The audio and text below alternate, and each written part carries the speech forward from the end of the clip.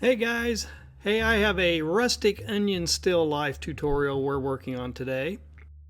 This is a beginner and intermediate friendly watercolor tutorial, and it's a composition using basic shapes. We're working with circles, and we're working with a full range of colors. Here's the reference photo we're working with. We have a grouping, a number of various sized onions nestled together into a composition. This is going to be a great exercise in working with your 4 states and 3 stages of watercolor painting. You're going to be developing a sense of form with the surface of the onions. We're going to be working with textures and surface qualities. There's a whole set of skills and skill sets you'll be working with to pull this watercolor together. So let's get started. Starting out with sketching the composition onto my watercolor paper, and then we'll start blocking in color, working the 3 stages, color blocking, and then stage 2 for saturation and definition, and then stage 3 for structure and detail. Color blocking is my favorite part in the process here. Just getting started into a piece and making those initial decisions, dropping in that color, letting it move around and interact with each other. And that's where you can establish all the right sense of mood and motion and overall movement in the piece just through this initial state. Nothing has to be perfect. It just is letting those colors interact, making the right color choices. In this case, we're working with some harmonious colors, so there's no way we're going to be mixing mud. We're just dropping in those colors so that they can have fun together. I'm dropping in a little cool on the top side of that onion, that cut onion. And then we'll move in and start adding some of those cool colors into the shadows. We're just finding our way with rough colors, letting those things interact and have fun together. Looking for those happy accidents. Still just establishing all the color where it needs to be, and we're jumping into stage 2 and we're starting to look for bigger shapes, more saturated color.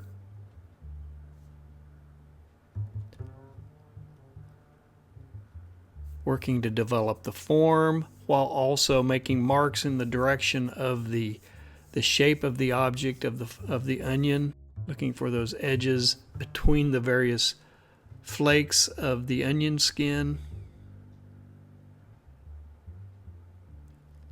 Beginning to develop some textural aspects to the surface of the form, layering in the colors, glazing it in, developing more and more complex color interactions.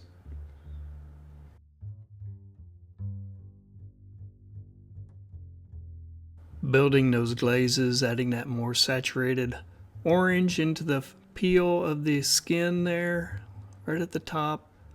Dropping it in, feathering it out. Nice contrasting orange against the purple.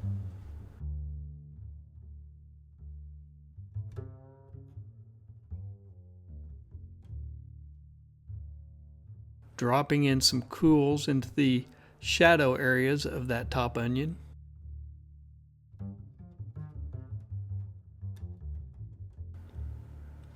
Starting to drop in some contrast into the underneath side where the shadows are the darkest.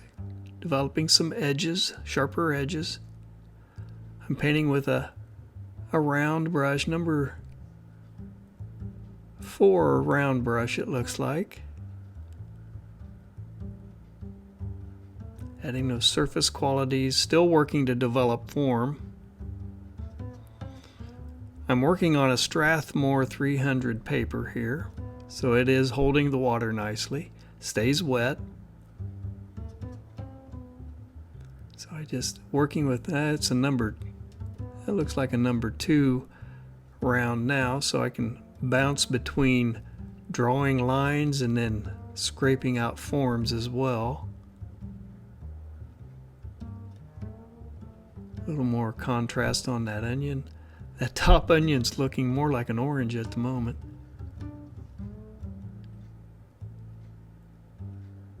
some of the small detail at the top of that onion. I'm mixing up more of a coffee consistency, maybe even getting close to a milk consistency, so it's a denser, thicker color.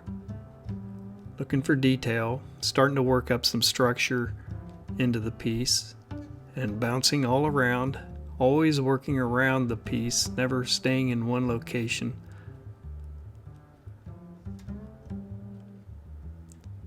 I remember that being a difficult lesson to learn as I was getting started in my art career, was to bring the piece up as a whole rather than sections or specific areas. It was also a learning process into realizing that if you have some area that you're not sure how to do, tackle the difficult area first, so that if you screw it up, you can just simply start over again and you wouldn't have wasted any time. And oh man, my students, they hate hearing that kind of advice when I'm giving them a critique or something on whatever it is they've produced. That I'll just simply tell them, well, you'll just have to do it again. You're going to have to start over and do it better the next time. And no, they hate that. They are definitely in the mindset of one and done. If it works, they're happy. If it doesn't, they want to move on to the next problem and see if they can solve that one better, rather than trying to figure out and trying to solve the existing problem that they were having difficulties with. So it's definitely a learning process, and one that the students, they don't always appreciate.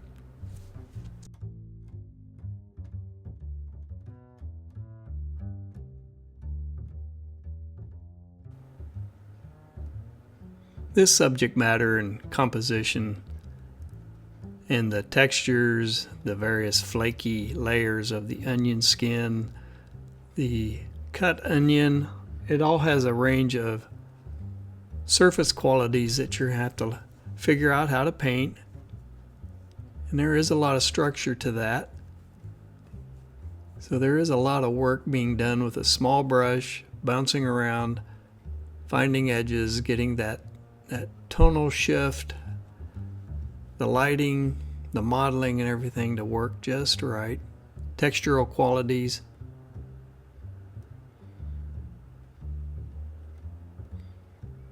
We have a high key background, so there's really nothing to do in the background. Everything, all the attention and focus is on the subject matter. And just layering, glazing.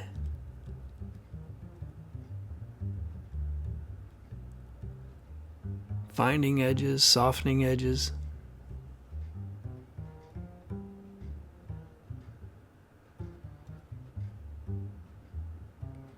There's some of that cross contour work with that purple right across the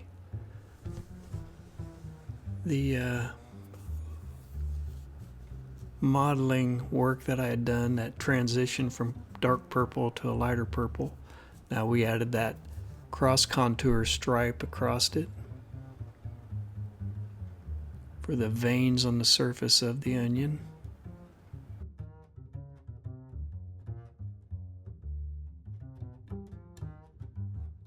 Adding a little more saturation, softening edges.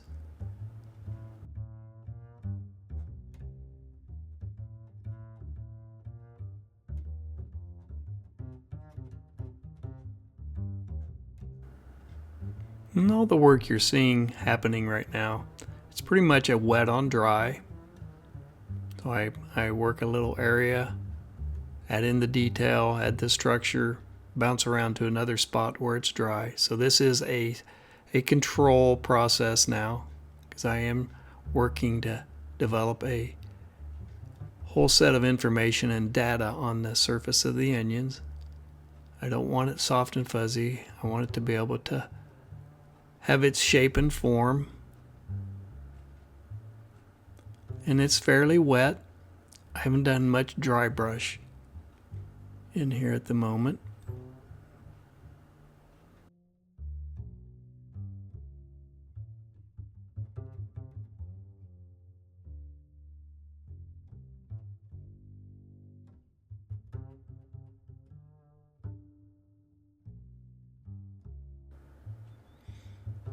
Adding a little more intense blue and purple into the shadows being cast.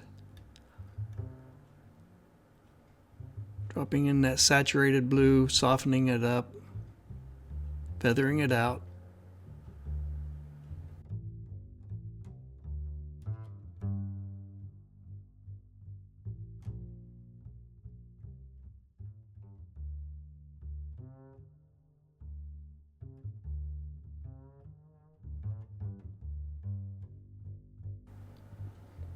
Working up some of the little details on the top of that onion, all the little straggly hairs from the root.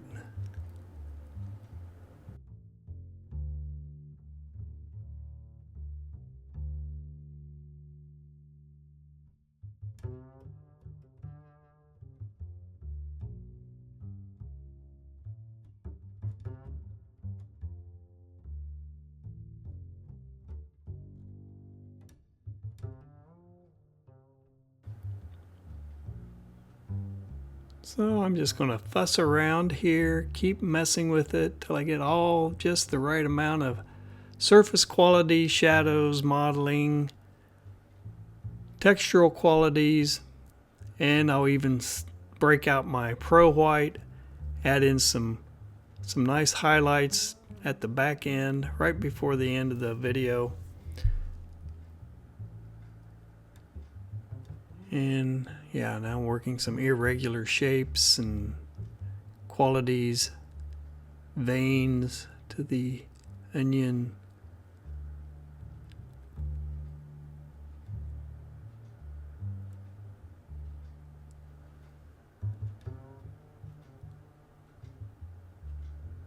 Little dry brush right there.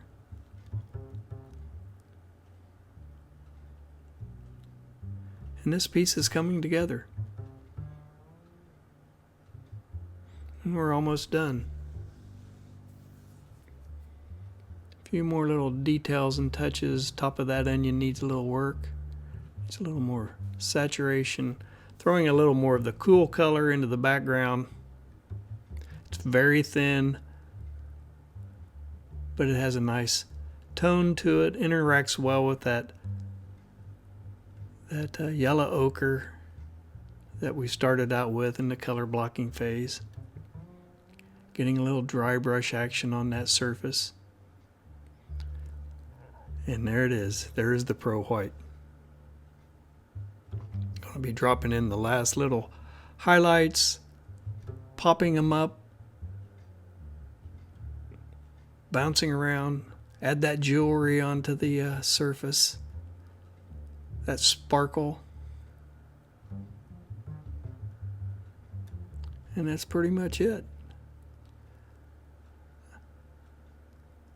These still lifes are, the mainstay of learning how to work with your stages and states of watercolor. Simple shapes, creating form, textures, understanding your media, your brushes. It all takes practice, and that's what these little still life studies are good for. So do them. Practice with them.